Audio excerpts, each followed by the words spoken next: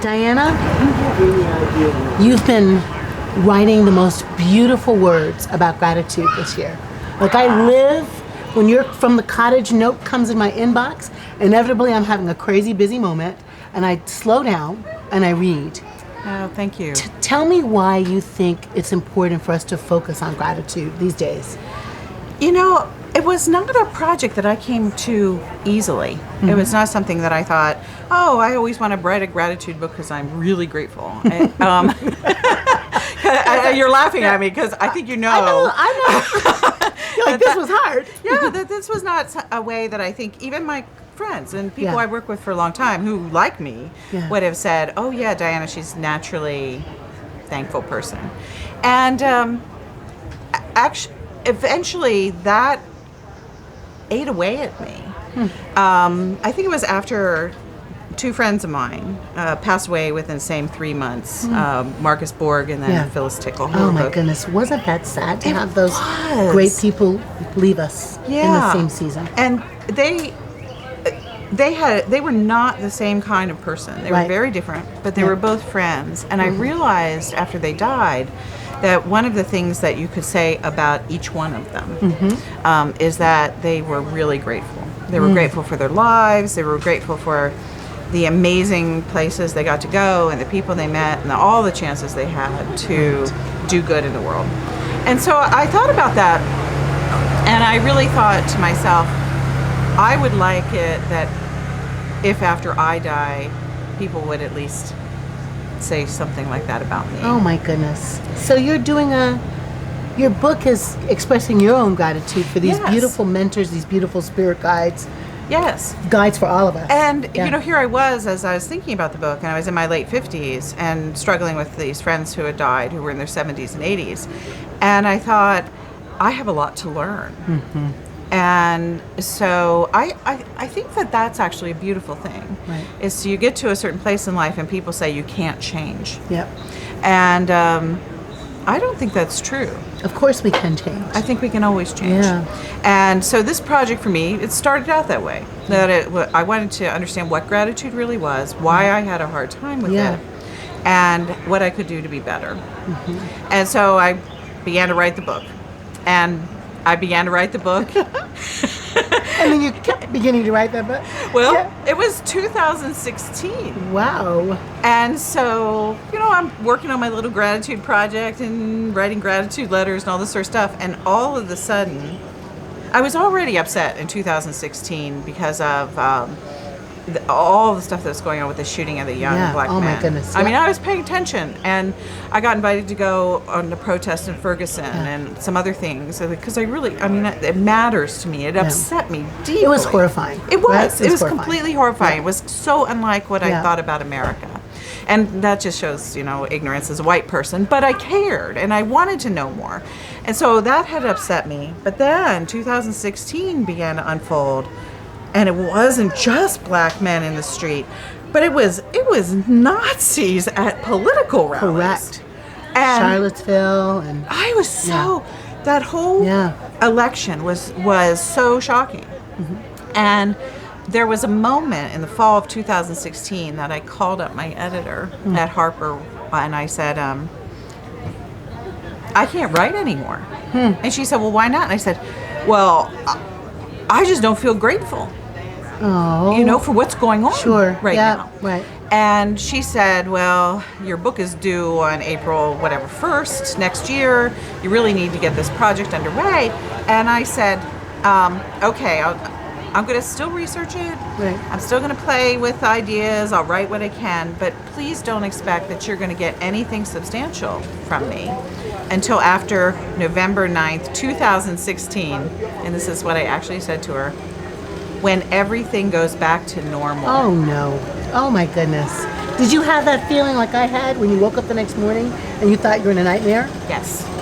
I literally, I mean, the writing a book was the least of my worries, but that morning when I woke up, I remember Richard, my husband, came into the bedroom. He had a cup of coffee in his hand, and I sort of got out from underneath my covers, and he looks at me and he says, yes, it's true.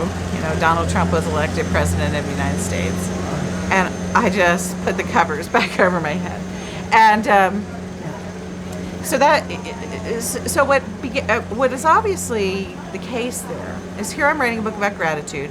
I was struggling with it personally, but then it became, well, wait a second, what has gratitude got to do with this moment? Right. So what does gratitude have to do with this moment?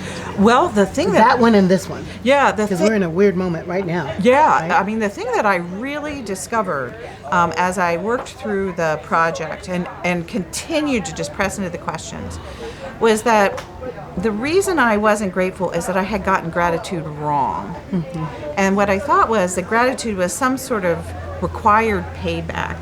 Huh. If somebody gave me something. Okay. So, say you invite me. Thank you note. Yeah, that's right. Say you invite me to come and speak at your church, and then I owe you something. Right. Okay. Because you've done me a favor. Yeah. And it's like, then I'm in your debt. Oh my. Okay. Until I'm free of that. Now, I don't know if that's how you grew up, but that's certainly how I grew up in white culture. There was a transaction? Yeah. And okay. Sure. White culture in the 1960s, 1970s is that gratitude was essentially a debt that you owed someone who had given you a gift. Wow. And you paid that back through something simple, like a thank you note. Sure. Or it might be a more complex payback. You paid them back by inviting them to dinner at your house, or something to that effect. So that idea of gratitude as payback was not just my problem, but I began to see how Donald Trump talked about gratitude all the time. Okay. And that's exactly how he understood gratitude. Okay. And that gratitude was actually a significant component of the presidential election. And it came out in all kinds of odd ways. I mean, he would say things like, I'm self-funding my campaign. And that means I'm going to make a great president because I won't owe anyone any favors. So he imagined himself as the pure benefactor. Okay.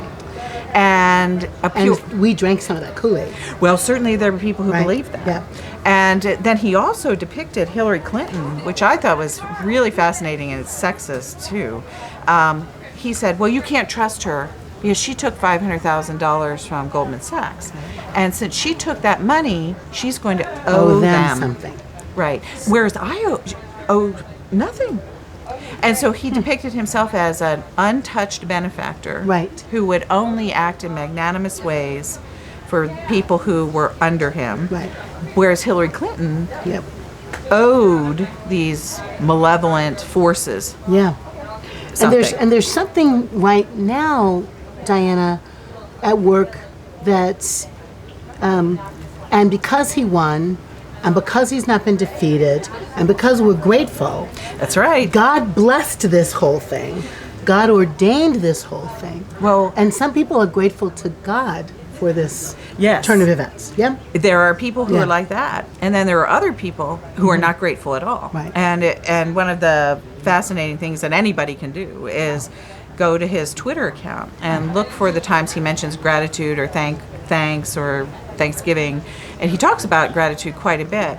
And the people who are not grateful, they are ingrates or disloyal or untrustworthy. Okay. And so his political enemies are people who are not practicing appropriate gratitude. Wow, that is okay. Did not get that. That's such an important insight. And Diana, just as we wrap up, it's 2019, right? And we're about to have this whole thing happen again. Right. What do you want people of faith to learn from this moment? Well, when you ask about gratitude in particular, so I'll stay with that part of it. I mean, there's so much we need to learn. Right. Yeah, I mean about gratitude. But this is really important. Is that all of that stuff about me as a little white girl learning that gratitude was a debt, or all of the political bits with Trump insisting that gratitude was owed to him, right, because he's the leader. That's wrong. Yeah. Yep. And what gratitude is instead is the recognition that every single one of us lives in a gifted universe. Oh, yeah. And that our lives are gifts. Yeah. And so all of us are beneficiaries. There is not one of us who is a benefactor before being a beneficiary. Oh, that's so good, And, Diana. and so that makes us all Yeah, equal. And it makes us all both people who can stand in a beautiful way with their hands open to the gifts of God, the gifts of the universe. Yes. And it also gives us the inspiration to say, hey, this isn't really mine. I don't deserve it. I don't own it. I'm not owed it. I'm not owed it. It's the free gift of the universe. Right. And Amen. then look at you. You are a preacher, and you are a pastor who does Holy Communion, because that's exactly what it becomes. It becomes the ability for people of faith to pass those gifts out. Look at you. Just look like you did Holy Communion. Yeah. You pass the gifts around the whole table. All of us gifted to give. Right. All of us gifted to receive. Right. That's Man, right. that's a revolutionary idea. And I keep thinking to myself, if only we had a politics of that kind of gratitude. Wouldn't that be awesome? Yeah. Okay. That's Let's try to make it be so. a politics of gratitude. I love it. Thank you. It's so good to talk to you. Thank you, babe. Thank you so much. Thank you. Thank you.